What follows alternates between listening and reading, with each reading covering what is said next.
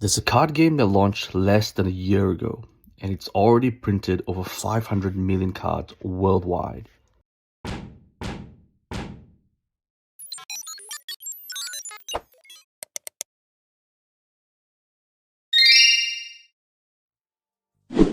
Welcome to Chill the Chase. If you're new here, this channel is about trading card games through a collector's lens.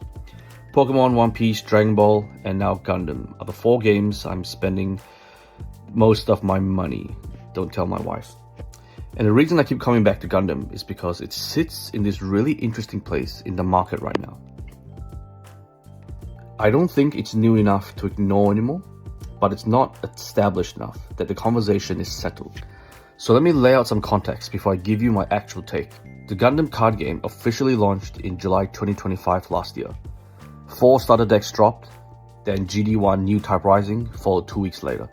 Since then, we've had 4 sets, which is GD2, 3, and 4, which the latest came out in April this year. And coming up soon, we've got EB1, the first extra booster called Eternal Nexus, and GD5, Freedom Ascension in July. That's the 1-year anniversary set, featuring Gundam Seed Destiny. Now, if you grew up watching Gundam like me as a kid, I grew up watching Gundam Seed and Gundam Seed Destiny, and those are my first 2 Gundam shows, and I know there'll be many fans out there like me that have seen it, would be hyped for this set coming out. So in roughly 12 months, we've gone from launch to 4 booster sets, multiple starter decks, an extra booster, and a first-year anniversary product.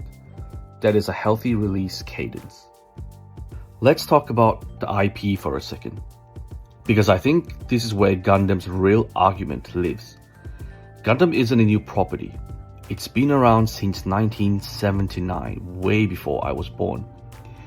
And across all those decades of anime, series, movies, spin-offs, it's built one of the most loyal fan communities in the world. Here's the thing that makes Gundam different from almost any other TCGs out there. Gundam fans are already collectors. Not just card collectors, I mean, these are people who spend hundreds of dollars on Gunpla model kits, who build, paint, display, and photograph their models.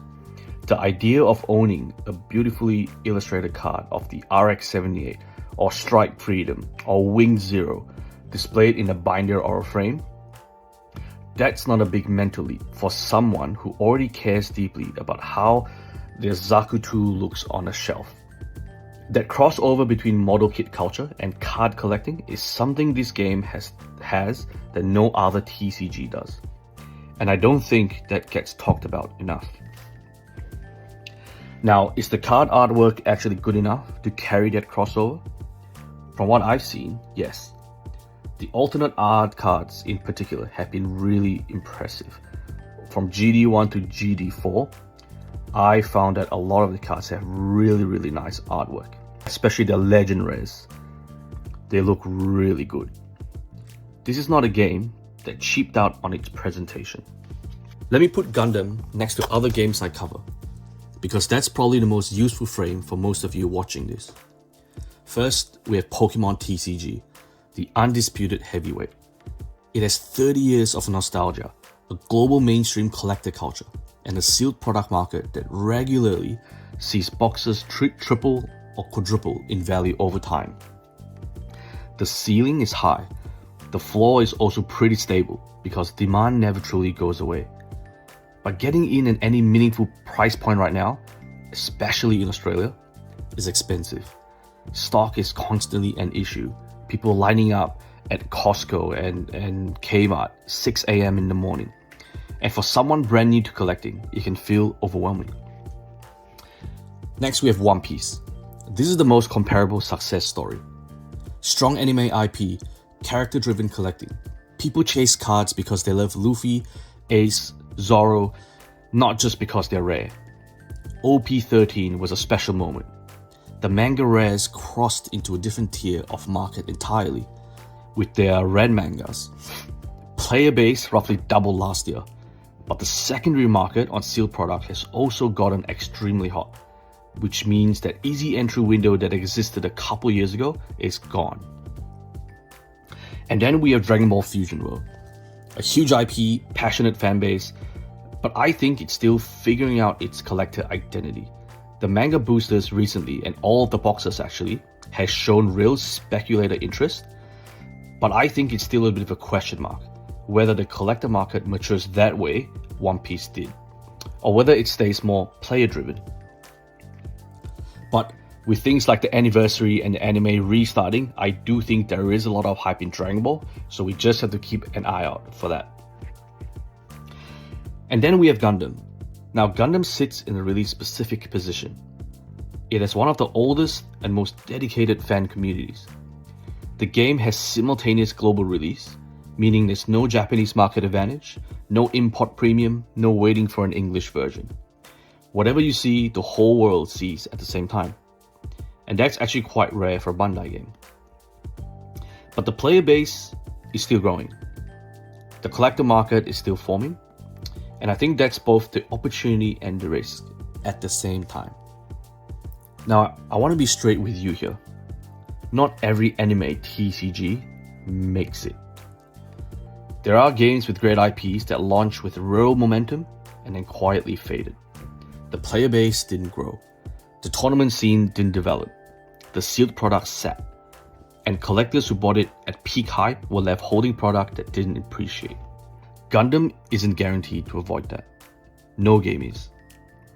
The things I'll be watching closely are, does the tournament and organized play scene grow?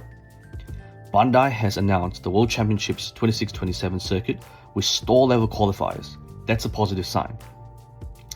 Are new players actually picking up the game, or is it mostly existing Gundam fans already in the hobby? And critically, does GD5, the first anniversary set, land well? Anniversary releases tend to be a confidence signal. If Freedom Ascension brings a wave of new collectors in, particularly around Seed Destiny, which has a massive, passionate fan base of its own, that changes things. Now, in Australia specifically, availability has actually been more consistent than Pokemon in a lot of stores. That's a low bar, but it's real. The simultaneous global release means local game stores get the same product as everyone else at the same time. No waiting, no delayed allocation. And I think that's a genuine structural advantage for Australian buyers, and maybe international as well. But the secondary market here is thin.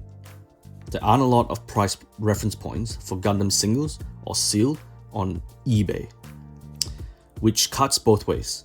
There's less data to make decisions, but there's also less competition if you want to move early. So, who should actually be paying attention to the Gundam card game right now? If you're a Gundam fan or a Gunpla collector who hasn't looked at the card game, I honestly say start looking. The starter decks are affordable, the cards are beautiful, and owning a high-grade legend rare of Wing Zero or Strike Freedom is a different kind of satisfaction than a kit. It's immediate, displayable, surprisingly affordable, well, more affordable compared to what you might spend on Pokemon or other IPs. If you're an existing TCG collector, Pokemon, One Piece, Dragon Ball, Riftbound, whatever it is, this is worth keeping an eye on as a diversification. Not a sell everything and go for Gundam, just be aware of it.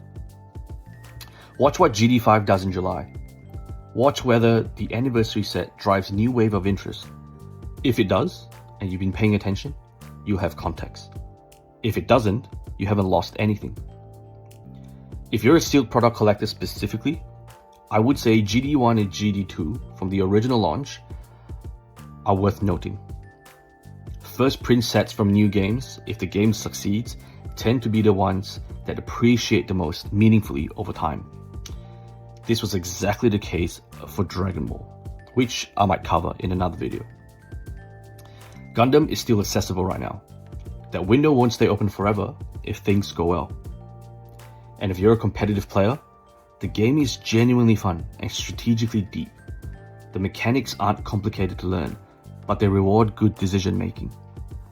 And with World Championship qualifiers now running at store level, there's real organized play to engage with. So, should collectors pay attention to the Gundam card game? My answer is yes, but carefully. Here's my honest position. Gundam has things that matter for a TCG to become a real collectible market. It has deep, decades-old IP with passionate, already collector-minded fans. The artwork is genuinely good. The release cadence is consistent. The simultaneous global release removes some of the artificial friction that makes other games harder for Australian and international buyers. And Bandai, despite all the criticism they get, they know how to run a TCG. But the collector market hasn't proven itself yet. The player base is still building, and the anniversary year, the next 6 months, is probably the most important stretch this game has had. What I'd suggest is this. Don't chase it blindly because it's new. Don't dismiss it because it's not Pokemon or One Piece. Just watch it.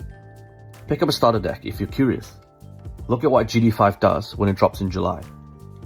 Watch whether new fans come in around the Seed Destiny content. And if you have the appetite to hold a sealed box from the early sets, I think that's a reasonable position, not a reckless one. And especially if you're a Gundam fan, I'd say you don't lose anything because you just love it. I think I'll be covering more Gundam regularly here on the channel, alongside Pokemon, One Piece, Dragon Ball, along with my openings, because I genuinely think it deserves a proper, honest point of view, from a passionate collector's eye on what's actually happening. And if that's the kind of content you're after, then stick around.